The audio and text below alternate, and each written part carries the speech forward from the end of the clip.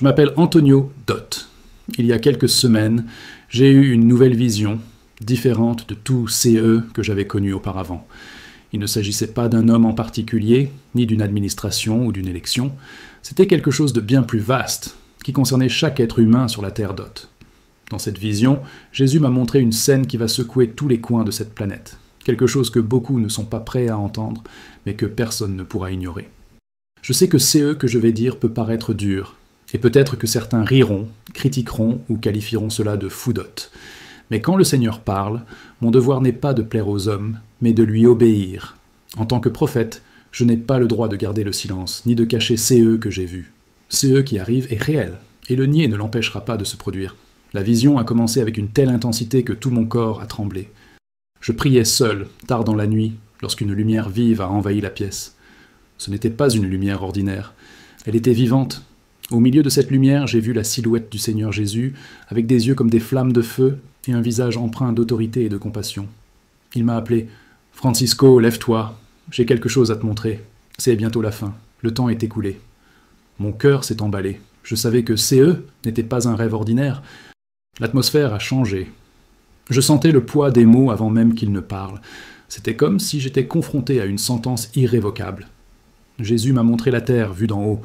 L'obscurité commençait à recouvrir les continents. Les gens, paniqués, couraient, mais il n'y avait nulle part où s'échapper. Soudain, j'ai vu les portes se fermer, les magasins se fermer, les routes bloquées. C'était comme si le monde entier avait reçu le même ordre au même moment. Restez chez vous. J'ai compris qu'il s'agissait d'un nouveau confinement. Mais, contrairement à CE que nous avons déjà vécu, celui-ci serait soudain, sans avertissement. Jésus a dit « Cela durera 3 jours ». Et le 4e jour, François, quelque chose se produira qui changera l'éternité pour des millions de personnes. Le 4e jour, j'ai vu le ciel s'ouvrir. Des lumières tombaient comme des éclairs dorés. Des gens étaient soulevés de terre, certains en larmes, d'autres souriant. Leur corps rayonnait. Et j'ai entendu la voix de Jésus résonner « Mes enfants reviennent à la maison ». Mais en même temps, j'ai vu des visages désespérés, des gens frappant aux portes, implorant le salut. C'était trop tard pour eux. La séparation était définitive. J'ai senti un poids énorme sur ma poitrine à cette vue. Jésus m'a alors regardé et m'a dit « Tu dois avertir, ne te tais pas. Même s'ils te traitent de fou, parle, car je suis à la porte. » Je me suis réveillé de cette vision, le corps tremblant et le visage ruisselant de larmes. La pièce était encore imprégnée de sa présence. Je savais que cette vision était aussi réelle que l'attaque contre Trump, peut-être même plus.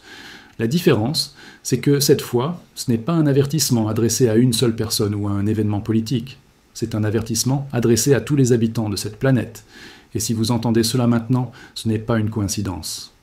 C'est parce que Dieu veut vous préparer. Les 3 jours viendront, le 4e aussi. Et lorsqu'il arrivera, il n'y aura pas de seconde chance. Après avoir repris mon souffle, je suis resté à genoux, demandant à Jésus de m'expliquer ce que j'avais vu. Il a commencé à me montrer des images, comme si j'assistais à une séquence d'événements sur Terre. J'ai vu un ciel changer de couleur, du bleu au rouge et au violet, comme s'il était enflammé. L'air était plus lourd, difficile à respirer. J'ai entendu des sirènes retentir simultanément dans différentes parties du monde, et les gens levaient les yeux, pointant du doigt quelque chose que je ne pouvais identifier immédiatement. Jésus a dit « Ce sont des signes pour ceux qui regardent, mais pour le monde, ce ne seront que des coïncidences. » J'ai compris que peu de gens saisiraient que la véritable signification avant qu'il ne soit trop tard. Puis, j'ai vu du mouvement dans les rues. Des soldats bloquèrent les routes, fermant des quartiers entiers. Les magasins se sont vidés en quelques heures. La peur s'est répandue comme une traînée de poudre. Mais ce n'était pas une peur naturelle.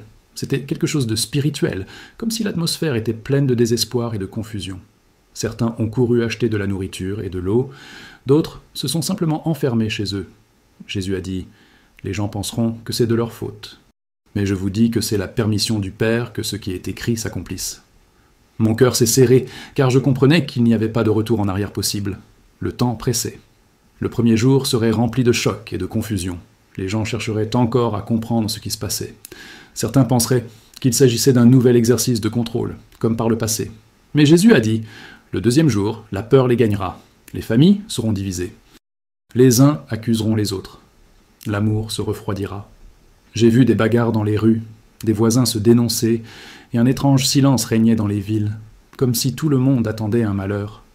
Le 3e jour, le sentiment de lourdeur spirituelle s'est accru. L'obscurité semblait plus dense. C'est alors que j'ai compris. La séparation était imminente. Le 4e jour, la scène était différente de tout ce que j'avais imaginé. J'ai vu une immense lumière traverser le ciel d'est en ouest. Elle était si brillante qu'elle semblait transpercer l'air. Ceux qui portaient l'Esprit de Dieu en eux ont commencé à être attirés vers le ciel. Ce n'était ni une précipitation, ni une fuite. C'était comme si une force invisible les enveloppait et les soulevait doucement, mais avec urgence. J'ai vu des mères être enlevées et des enfants rester. J'ai vu des enfants monter et des parents rester. La douleur de CES séparation était indescriptible. Et Jésus a dit « L'enlèvement n'est pas un mythe, c'est la promesse qui s'accomplit maintenant. » Pendant ce temps, ceux qui restaient tombaient à genoux, désespérés, certains criant le nom de Jésus, d'autres blasphémant. J'aurais voulu leur crier de courir vers le salut, mais je comprenais que le temps de la décision était déjà passé. La paix qui enveloppait ceux qui montaient était à l'opposé de la panique qui s'emparait de ceux qui restaient. C'était la séparation finale, la moisson de tout ce que chacun avait semé dans sa vie.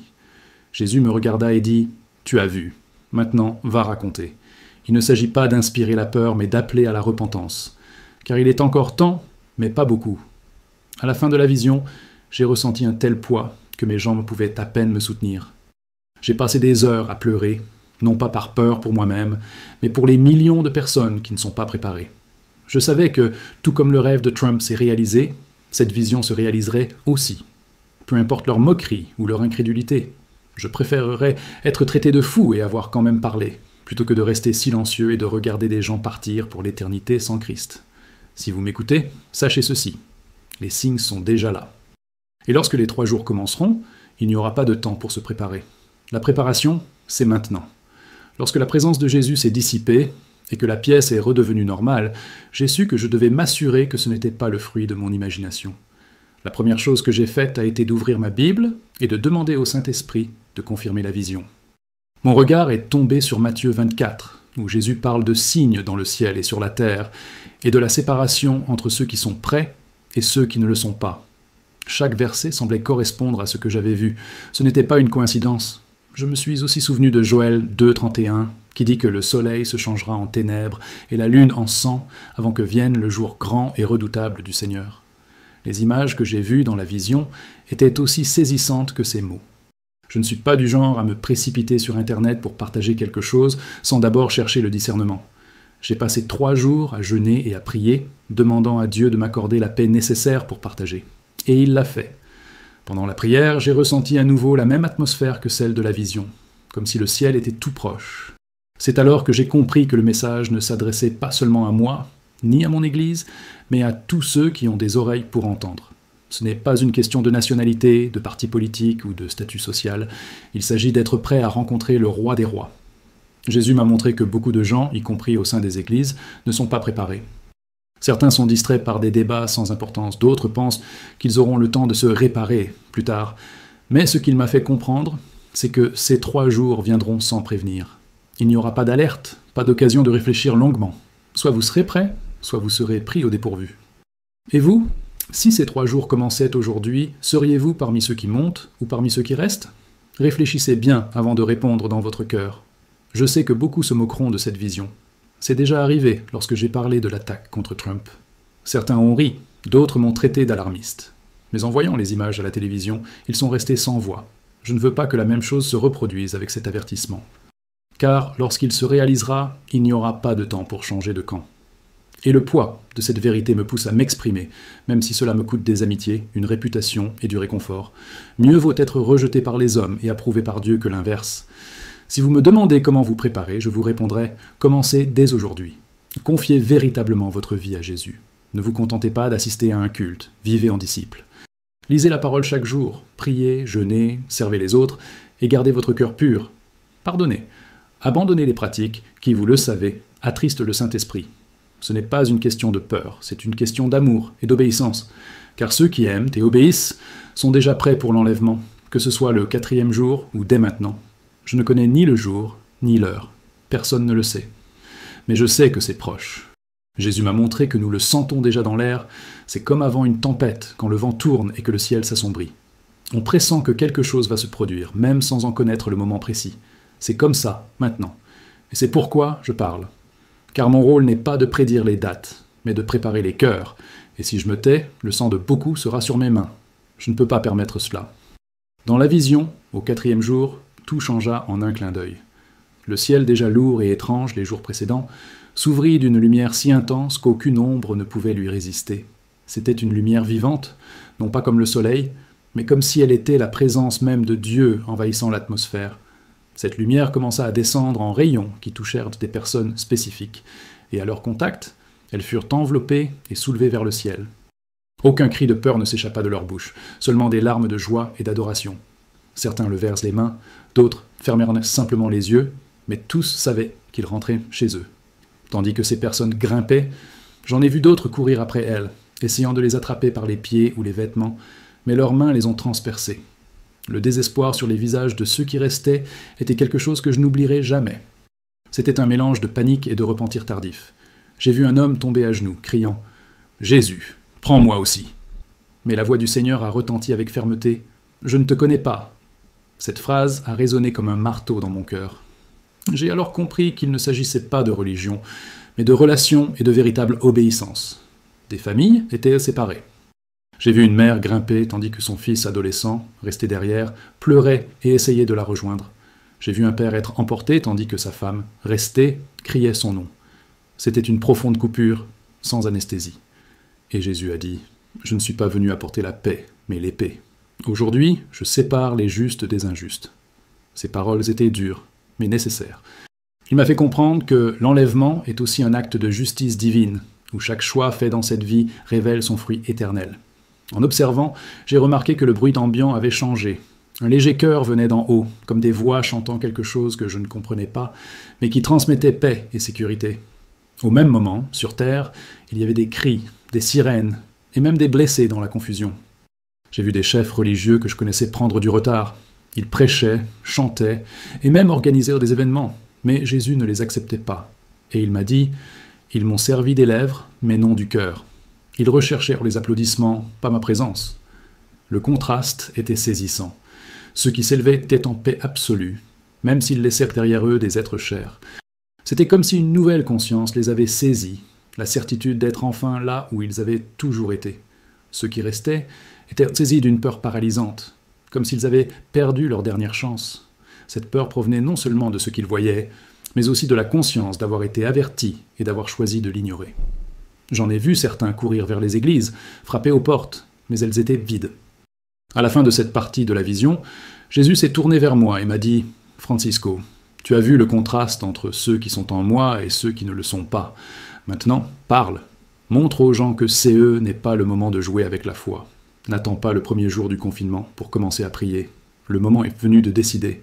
Ceux qui attendent des signes pour se préparer sont déjà en retard. » Je me suis réveillé de cette scène, le cœur lourd et l'esprit gravé de chaque visage, de chaque larme et de chaque cri. Et je lui ai promis de parler, quel qu'en soit le prix.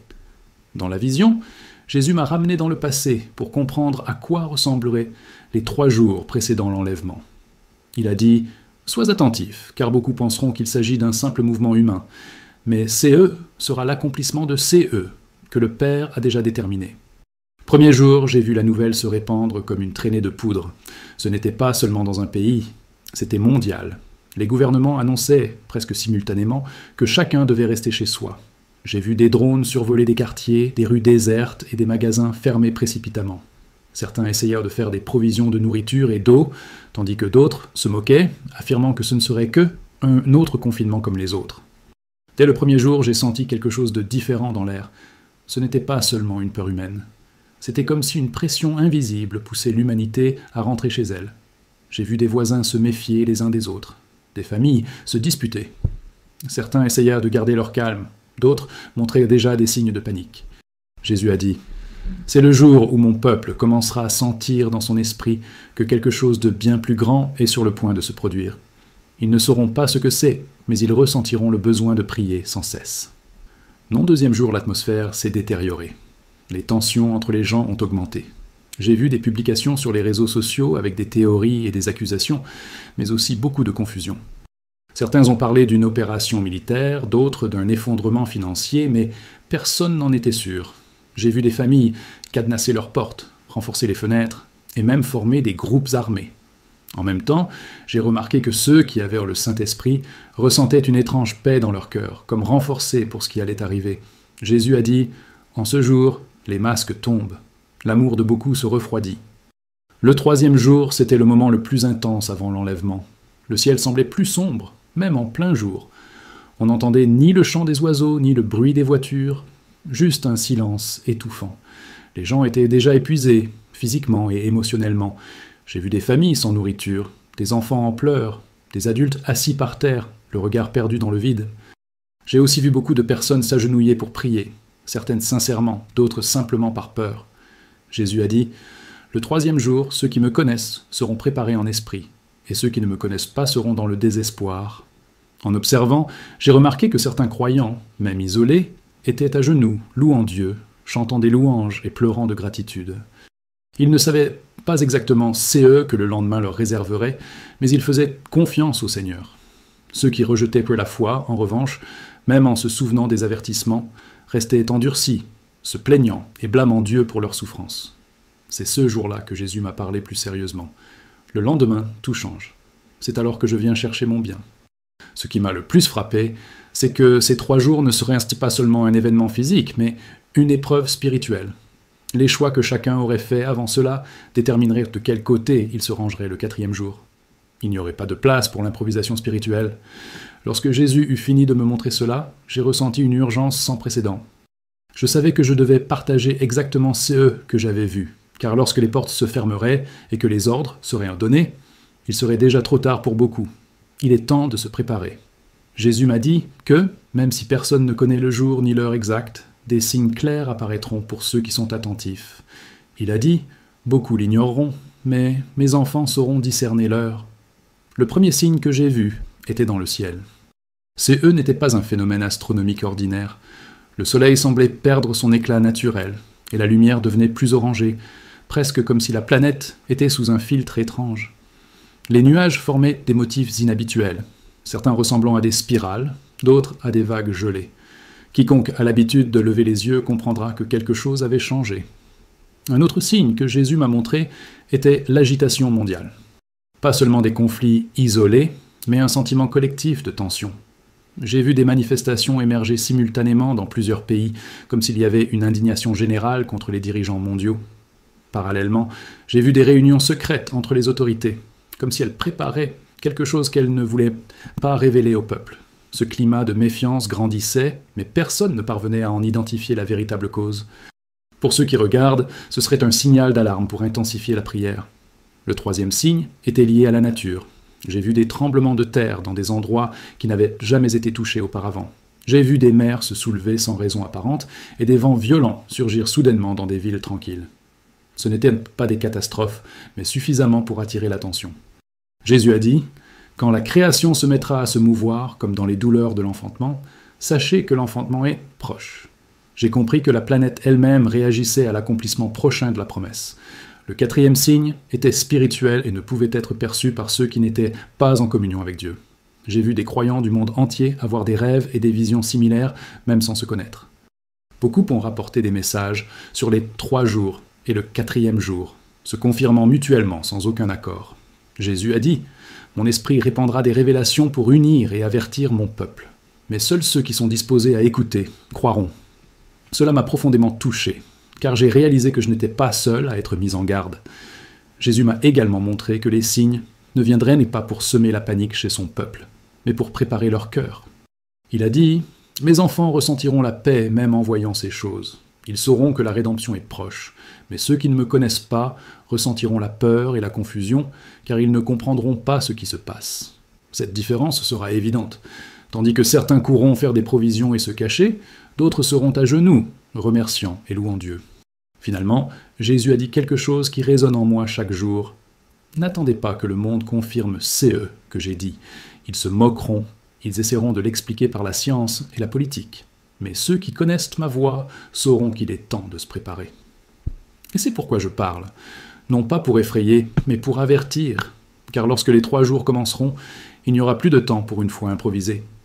Le moment est venu de chercher, de vous sanctifier et d'aligner votre vie sur Dieu avant que les signes ne deviennent réalité sous nos yeux. Avez-vous observé l'un de ces signes autour de vous? Si oui, faites-le nous savoir dans les commentaires afin que d'autres puissent également être vigilants. Dans la vision, Jésus m'a emmené au moment où le premier jour allait commencer. Il m'a dit « Fais attention, François, car CE sera ainsi, et beaucoup ne se rendront pas compte que c'est le commencement. » J'ai vu une journée apparemment ordinaire. Les gens allaient au travail, les enfants à l'école, les magasins ouverts, la circulation normale. Mais au milieu de cette routine, une vague d'informations est arrivée. J'ai vu des gens se disputer sur le parking, des familles se précipiter pour verrouiller leurs portes.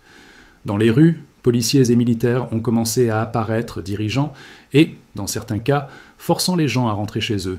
J'ai vu des regards effrayés, des mains tremblantes alors qu'ils fermaient fenêtres et portails. Jésus a dit, en ce temps-là, les cœurs de beaucoup seront révélés. J'ai vite compris qu'il y avait deux atmosphères distinctes. Pour ceux qui connaissent Dieu et vivent en communion, la paix régnait, même au cœur de l'incertitude. Ils comprenaient, dans leur esprit, que c'était un signe et se mirent à prier. Mais pour ceux qui vivaient loin de Dieu, la peur s'installait comme une ombre. Certains essayaient de se distraire avec des films et de la musique. D'autres ne pouvaient s'empêcher de regarder les informations. Le silence entre les nouvelles était étouffant. C'était comme attendre quelque chose que tout le monde ressentait, mais que personne ne pouvait expliquer. Jésus m'a montré que, spirituellement, les anges étaient en mouvement, encerclant les maisons de ses élus. J'ai aussi vu des démons rôder, cherchant à semer la panique et la confusion, surtout dans l'esprit de ceux qui avaient entendu parler du Christ, mais ne s'étaient jamais soumis à lui. C'était comme si un champ de bataille invisible s'était formé au-dessus de chaque ville. Les rues désertes n'en étaient que la partie visible. Dans le monde spirituel, une guerre intense faisait rage à cet instant précis. Au fil des heures, le monde s'est calmé. Moins de bruit de voitures, moins de mouvements. Les gens se retiraient, mais il n'y avait pas de répit. C'était un silence troublant, comme celui d'une tempête sur le point d'éclater. J'ai vu des familles rassemblées, certaines en prière, d'autres le regard perdu dans le vide. J'ai vu des jeunes essayer de se distraire avec leur téléphone portable, mais s'arrêter soudain pour regarder par la fenêtre, comme si quelque chose flottait dans l'air. Et c'était le cas. Jésus a dit « Le premier jour est le commencement de l'épreuve ». À la fin de cette journée, j'ai remarqué que beaucoup pensaient encore que tout cela passerait vite, comme s'il s'agissait d'une fausse alerte. Mais dans le monde spirituel, un compte à rebours avait commencé. C'était comme si l'horloge divine avait cliqué. L'atmosphère était prête. Et Jésus m'a dit « Francisco, quand ce jour se terminera, le monde ne sera plus le même. Ceux qui ne discernent pas maintenant auront du mal à voir clair le lendemain. » Je me suis réveillé de cette partie de la vision, avec la certitude que lorsque cela commencera, il n'y aura plus de place pour l'indécision. Le deuxième jour commença avec une étrange sensation. Jésus me dit « Maintenant, le cœur de chacun sera exposé. » La lumière du soleil était plus faible, comme filtrée par une brume invisible. Ce n'était pas l'obscurité totale, mais tout semblait plus sombre. Les nouvelles étaient confuses. Certains gouvernements affirmaient que la situation était sous contrôle. D'autres exhortaient chacun à faire des réserves de nourriture et d'eau. J'ai vu des journalistes s'efforcer de garder leur calme, mais leurs yeux trahissaient l'inquiétude. On aurait dit qu'ils en savaient plus qu'ils ne pouvaient en dire. Ce jour-là, j'ai remarqué que beaucoup de gens commençaient à ressentir une présence différente dans leur environnement. Certains la décrivaient comme une lourdeur, d'autres comme un silence absolu. Les rues étaient vides, mais le monde spirituel bouillonnait d'activité. Jésus m'a montré que les anges occupaient des positions stratégiques, protégeant les familles qui recherchaient en sa présence. Parallèlement, j'ai vu les forces du mal intensifier leurs attaques contre les pensées des gens. La peur, l'anxiété et le souvenir des péchés passés revenaient comme des vagues, tentant de détruire la foi de beaucoup. J'ai aussi constaté que de nombreuses églises étaient fermées, mais que des groupes de chrétiens se réunissaient chez eux. Certains chantaient, d'autres pleuraient et priaient.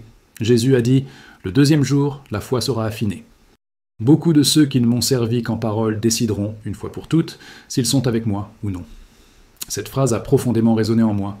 C'était comme si chaque minute était décisive dans le choix de ceux qui allaient en servir. Dans les foyers où la prière était absente, l'atmosphère était complètement différente.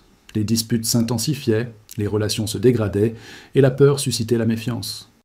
J'ai vu des voisins se disputer pour de la nourriture, des frères et sœurs se disputer pour de l'argent. L'égoïsme s'est répandu comme une peste. Et Jésus a dit « Ce qui est dans le cœur prospère sous la pression. » Cela m'a fait comprendre que le deuxième jour n'était pas seulement une question de résistance, mais de révélation de qui nous sommes vraiment devant Dieu. Pendant ce temps, sur la scène internationale, je voyais les dirigeants mondiaux se réunir en urgence. Comme s'ils cherchaient à une solution, ils ne parvenaient pas à trouver un consensus. Certains voulaient utiliser la crise pour unifier le monde sous un commandement unique, d'autres pour exploiter politiquement le chaos. Jésus m'a montré que, même sans s'en rendre compte, il préparait la voie à un gouvernement unique. Cela se passait en coulisses, mais cela allait bientôt éclater au grand jour. La deuxième journée s'est terminée plus calmement que la première. Les gens étaient épuisés. Certains gardaient espoir, d'autres sombraient déjà dans le désespoir. Et Jésus a dit « Le troisième jour sera le plus dur, mais ce sera aussi le dernier pour mon peuple. » En entendant cela, mon cœur s'est emballé. Je savais que le lendemain serait décisif, et que le quatrième, quelque chose de surnaturel se produirait. Le troisième jour commença dans une obscurité encore plus grande. Ce n'était pas la nuit, mais le ciel était d'une étrange densité. L'air semblait plus lourd, et même respirer demandait un effort. Jésus me dit « Maintenant, Francisco, le monde entier sentira que quelque chose est sur le point de se produire. Mais peu de gens sauront que c'est. » J'ai vu des familles s'embrasser, regardant par la fenêtre, essayant de comprendre silence planétaire. Il n'y avait ni voiture, ni avion, ni bruit de la ville. C'était comme si la terre entière retenait son souffle. Ce jour-là, la peur s'est emparée de ceux qui avaient perdu espoir. Nombre d'entre eux se sont mis en quête de réponses. J'ai vu des gens se tourner vers les gourous, les horoscopes et même les pratiques occultes, cherchant un sens à leur vie. D'autres se sont précipités pour ouvrir des bibles fermées depuis des années. C'était comme si l'âme humaine était forcée de choisir son camp. Et Jésus a dit « Jusqu'au dernier moment, je vous donnerai une chance de vous repentir. Mais chacun décidera pour lui-même. » Ce jour-là, la présence spirituelle était intense. J'ai vu des anges rassembler ceux qui étaient prêts, comme s'ils organisaient un grand événement. Leurs expressions étaient fermes, mais pleines de compassion. En même temps, j'ai vu des démons tenter de semer la confusion, murmurer des mensonges et raviver des souvenirs de culpabilité passée pour empêcher les gens de se tourner vers Dieu. C'était une bataille pour le cœur humain, et chaque seconde comptait. En observant, j'ai vu certaines maisons briller d'une lumière surnaturelle. C'étaient des foyers où la prière et la louange ne cessaient jamais. Ces lieux étaient comme des phares dans l'obscurité. Jésus a dit « Mes anges savent exactement où sont les miens. Rien ne peut les atteindre sans ma permission. » Cela m'a apporté une paix profonde, même face à ce que je voyais. D'un autre côté, j'ai vu des endroits plongés dans l'obscurité spirituelle. Là, l'oppression était si grande que les gens commençaient à devenir fous. Certains criaient, d'autres pleuraient, sans retenue. C'était comme si l'absence de la présence de Dieu était palpable. Jésus a dit « Il en sera de même au jour du jugement pour ceux qui me rejettent. » Cette phrase résonnait en moi comme un avertissement éternel. Le troisième jour s'est terminé dans un silence absolu. Plus aucune nouvelle, plus aucune communication. Le monde semblait complètement figé. Puis Jésus a dit « Quand le quatrième jour se lèvera, Francisco, tu ne seras plus là. » En entendant cela, j'ai su que quelque chose de glorieux allait se produire. À l'aube du quatrième jour, Jésus m'a montré un éclair de lumière dans le ciel. C'était une lumière différente de toutes celles que j'avais jamais vues. Elle ne venait ni du soleil ni de la lune, mais d'une source qui semblait transcender les dimensions. Le son était comme un coup de trompette, profond et vibrant. J'ai vu les anges prendre position, et la terre entière a semblé trembler légèrement. Jésus a dit « C'est le moment ». Et au même instant, j'ai vu des corps se transformer en lumière. Les maisons où se déroulaient les prières étaient baignées de cette lumière. J'ai vu des gens être soulevés, certains encore à genoux, d'autres les mains levées. Des chants de louanges et des larmes de joie emplissaient l'air. C'était l'enlèvement. Jésus a dit « J'ai promis et je l'accomplis ». Ce qui m'a le plus frappé, c'est de voir des visages illuminés par une espérance enfin comblée. Pendant ce temps, dans le monde physique, ceux qui restaient se mirent à hurler. Je vis des gens courir dans les rues, entrer dans les maisons, à la recherche de leurs proches disparus. Le désespoir s'empara de moi. Les médias tentèrent d'expliquer la situation, évoquant des phénomènes inconnus ou des événements cosmiques. Mais force était de constater que des millions de personnes avaient disparu en un instant. La douleur était réelle et profonde. Jésus m'a montré que dans le monde spirituel, les anges escortèrent les personnes enlevées vers un lieu sûr, tandis que les démons tentaient d'emprisonner ceux qui restaient, scellant leur cœur par la tromperie. J'ai vu des larmes dans les yeux des anges, non pas de tristesse, mais de compassion pour ceux qui refusaient le salut. Les cieux spirituels étaient en fête, mais la terre pleurait. Le contraste était immense. J'ai vu des multitudes de personnes sauvées accueillies avec une joie indescriptible, tandis que la planète était plongée dans la plus grande tribulation de son histoire. Jésus a dit « Maintenant commence ce que mes prophètes ont prédit depuis des siècles. » J'ai compris que le compte à rebours était terminé. Cette partie de la vision m'a fait comprendre que l'enlèvement n'est pas seulement un événement pour les croyants, mais aussi un jugement pour le monde. Et Jésus m'a dit, c'est pourquoi, parle, avertis pendant qu'il est encore temps. Je savais que CE message devait être partagé de toute urgence. Quand la vision prit fin, je me retrouvais dans ma chambre. Le silence était réel, mais différent de CE que j'avais vu. Mon cœur battait fort et des larmes coulaient, sans que je m'en rende compte. Je savais que CE n'était pas un rêve, mais une révélation. Jésus m'avait confié quelque chose qui devait être dit, même si beaucoup se moquèrent de moi. J'ai passé des heures à prier, demandant à Dieu de me donner du courage. Il m'a rappelé le rêve que j'avais fait il y a des années concernant la tentative d'assassinat contre Donald Trump, qui s'est réalisée et a été mondialement connue. À l'époque, beaucoup en doutaient, mais ont plus tard reconnu sa réalité. Jésus a dit « De même que je parle en CE, jour-là, je parle pour que vous l'annonciez avant qu'il n'arrive. » Cela m'a donné la force d'écrire et de consigner CE témoignages. Je sais que beaucoup tenteront de l'expliquer scientifiquement ou diront que CE n'est qu'une théorie de plus. Mais pour ceux qui connaissent la voix du Seigneur, CE sera un signal d'alarme. Le monde n'est pas préparé à 3 jours comme celui-ci, et encore moins à CE qui suivra. Jésus a dit que CES jours serait déterminant. Soit on est avec lui, soit on est contre lui. Il n'y aura pas de juste milieu. J'ai décidé de partager chaque détail, même les plus effrayants, car je sais que certaines personnes peuvent encore changer leur histoire. Certains entendront et se prépareront, d'autres riront et oublieront. Mais mon rôle est d'avertir, et je l'ai fait. La responsabilité incombe désormais à chacun qui écoute. Quand je pense à cette vision, je ne ressens pas de peur, mais une urgence. Une urgence de prier davantage, de vivre une vie plus sainte, de pardonner et de demander pardon. Une urgence de partager Jésus avec ceux qui ne le connaissent pas encore, car lorsque CES jours commenceront, chaque seconde sera précieuse. Et Jésus m'a dit, pour la dernière fois, ce matin-là, dis-leur que je suis à la porte. Cette phrase ne me quitte plus. Et je te la répète maintenant, il est à la porte. Es-tu prêt ? Si vous avez écouté CE témoignages jusqu'ici, j'aimerais vous poser une question sérieuse. N'ignorez pas CE message. Partagez-le avec votre famille, vos amis et vos proches. Ils riront peut-être maintenant, mais le jour venu, ils se souviendront que quelqu'un les a mis en garde. Et c'est peut-être CE qui les poussera à chercher Dieu. Abonnez-vous à la chaîne pour continuer à recevoir des alertes comme celle-ci. L'important n'est pas le nombre, mais de toucher le plus de personnes possible avant qu'il ne soit trop tard.